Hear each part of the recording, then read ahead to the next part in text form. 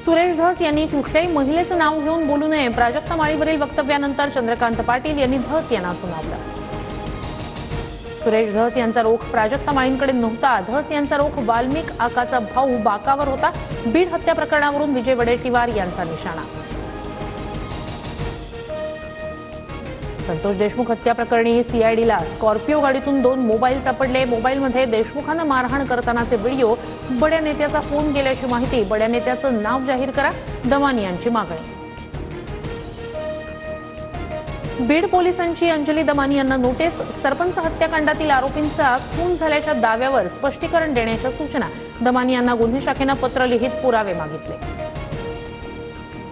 अंजली दमानी यांना आलेल्या व्हॉइस मेसेजची पोलिसांकडून तपासणी, मेसेज पाठवणारा मद्यधुंद अवस्थेत होता, तर 3 जणांचे मृतदेह सापडल्याची खात्रीलायक माहिती नाही, बीड पोलिसांचं स्पष्टीकरण।